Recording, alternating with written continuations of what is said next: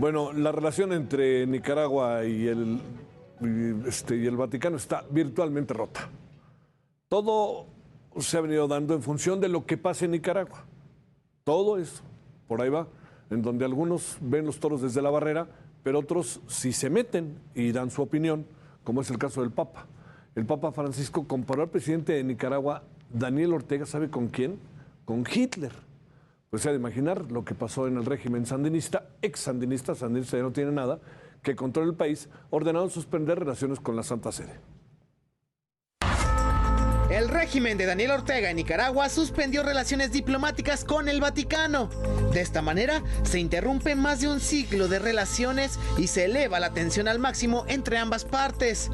El anuncio se da luego de que el Papa Francisco comparó al régimen de Daniel Ortega con la dictadura de Hitler. Y con mucho respeto, no me queda otra que pensar en un desequilibrio de la persona que dirige. Ahí tenemos un obispo preso. Es una cosa que, fuera de lo que estamos viviendo, es como si fuera a traer de dictaduras del 17, comunistas o hitlerianas del 35, traerlas aquí las mismas, ¿no? Es un tipo de dictaduras groseras. En Nicaragua, el gobierno tiene una ofensiva contra los sacerdotes. Según la ONG Nicaragua Nunca Más, alrededor de 50 líderes religiosos han huido desde el 2018. Ese año estallaron las protestas sociales contra el gobierno. La iglesia cobijó a muchos de los manifestantes y luego actuó como mediadora entre el régimen y la oposición. Esto marcó decisivamente el distanciamiento entre ambas partes. Con información de Erika Alcántara, Heraldo Media Group. Bueno, qué mejor que conversar con Bernardo Barranco, economista por la UNAM, maestro en Sociología del Catolicismo, sobre este tema. Querido Bernardo, con enorme gusto, como siempre, te saludo. ¿Cómo has estado? Muy buenas noches. ¿Qué tal, Javier? Buenas noches. Dividamos en dos, si te parece el asunto. ¿Qué piensas de esto que ha llegado hasta el extremo, en una declaración incluso poco usual, diría yo, del Papa, pero profundamente firme, mientras algunos países de América Latina han hecho mutis ante lo que está pasando en Nicaragua? ¿Qué ves de lo que dijo el Papa? ¿Cómo interpretar todo esto y el rompimiento de relaciones? Bueno, era un rompimiento inevitable, Javier. Ajá. Todos sabemos que el gobierno nicaragüense, sobre todo a partir del 2018, desató una ola de represión frente a protestas populares. Y la iglesia ahí en un principio actuó como mediadora, pero después poco a poco sectores de esa iglesia se fueron radicalizando y se convirtieron en oponentes muy serios frente al gobierno de Daniel Ortega. Al grado que pues han sido expulsados religiosos, como decía la nota, muchos, cerca de 40, 50 religiosos católicos han tenido alguna forma de represión, se han suspendido peregrinaciones religiosas tipo la guadalupana en México. A ese grado ha llegado el nivel de tensión. Hay un obispo en el exilio y sobre todo pues está Rolando Álvarez, obispo de Nicaragua, en el cual pues no quiso irse al exilio y le sancionaron con 26 años. Entonces, lo que te quiero decir es, hay una secuela de tensiones que están ahí ya y que muchos sectores habían criticado al Papa de un silencio cómplice incluso con la dictadura de Daniel Ortega. Y ahora sale esta expresión que no solamente lo compara con Hitler, sino, como vimos en la televisión, una dictadura grotesca. Y eso, pues evidentemente que radicalizó la postura diplomática del gobierno de Nicaragua y rompe relaciones. Entonces, la situación está tensa, es el único país latinoamericano que no tiene relaciones en este momento con la Santa Sede.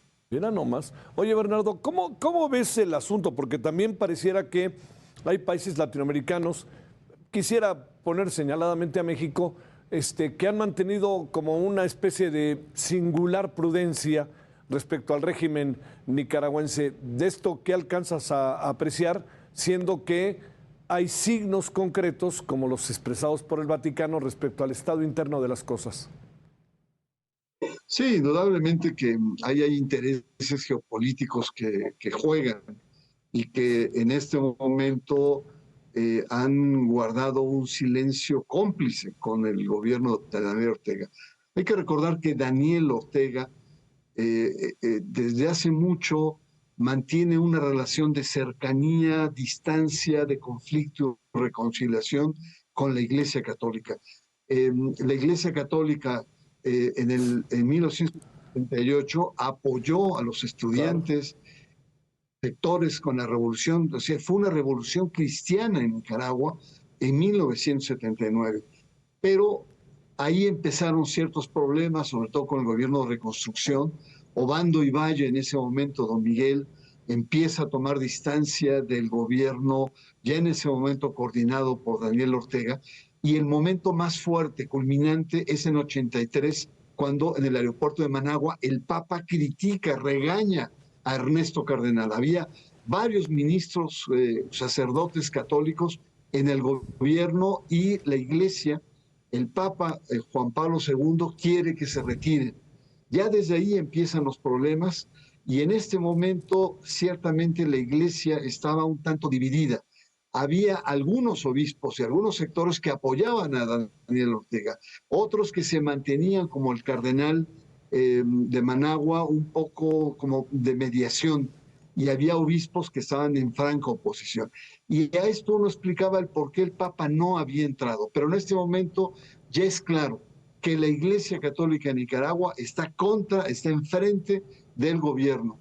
Y evidentemente hay muchas voces al interior de Managua y de nicaragüenses en el exilio que critican a los gobiernos, que no tomen una actitud decidida frente a lo que es pues una verdadera dictadura.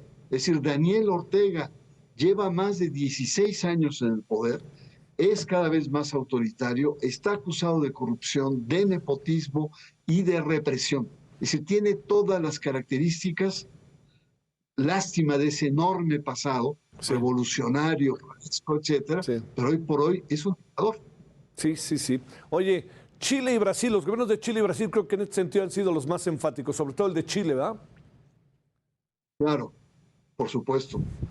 Y bueno, aquí lo interesante a resaltar es el giro que da el Papa. El Papa había estado muy reservado, pero en este momento, como bien lo señalaste, el Papa tiene una voz hasta no solamente fuerte, sino incriminatoria. Si compararlo con Hitler no es cualquier cosa. Por supuesto que sí, debe estar totalmente ardido frente a esta expresión.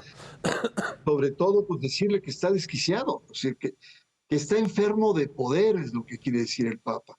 Y es una dictadura que dice, bueno, la arrastra desde el 17 con ciertas dictaduras comunistas, 35 con dictaduras hitlerianas, y ahora pues es una mezcla, es una dictadura, y le cuesta trabajo al Papa llegar a la conclusión, pero es una dictadura grosera, la verdad, le salió del alma al sí, Papa Francisco. A ver, demos unos minutos más, si quieres, para concluir, Bernardo. Se están cumpliendo 10 años del papado de Francisco. Te diría, no sé, sería como muy yoga preguntarte luces y sombras y esto, pero ¿qué alcanzas a ver de un papa que generó de entrada una enorme expectativa entre fuerzas progresistas, fuerzas de avanzada en la iglesia, jesuita, todo esto? ¿Qué alcanzas a apreciar, Bernardo?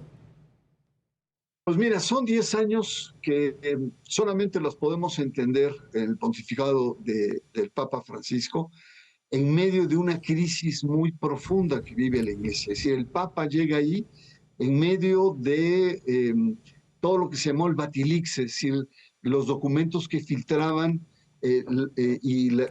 expresaban las grandes luchas de poder al interior de la curia,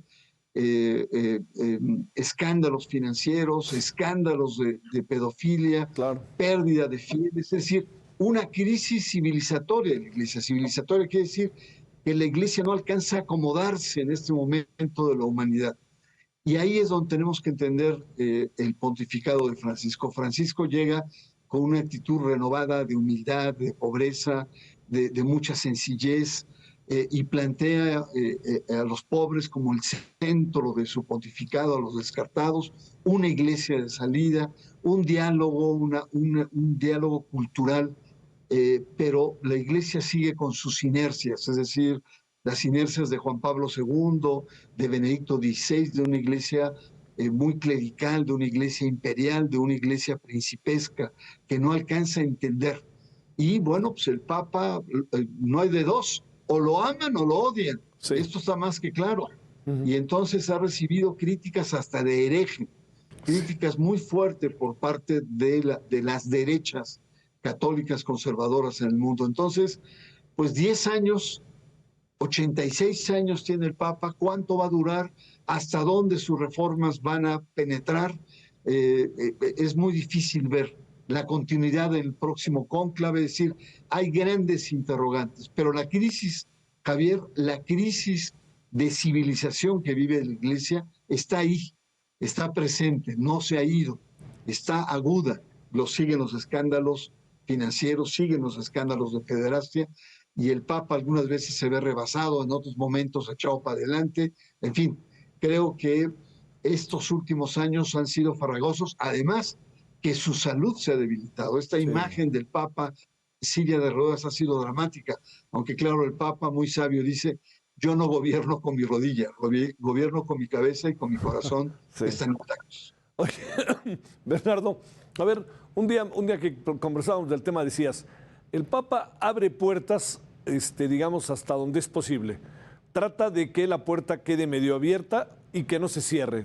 Tema de homosexuales, la comunidad LGBT, el tema también de la izquierda, el tema de los pobres.